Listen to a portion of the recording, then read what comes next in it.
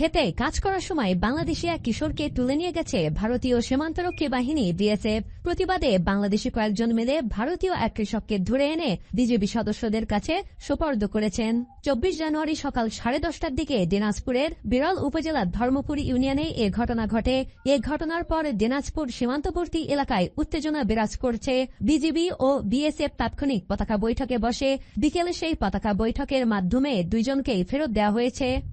ভারতীয় যে কৃষককে ধরে আনা হয়েছিল তার নাম নারায়ণ চন্দ্র রায়। তিনি পশ্চিমবঙ্গের দক্ষিণ দিনাজপুর জেলার কুসুমন্ডি থানার পূর্ব মোল্লাপাড়া গ্রামের বাসিন্দা।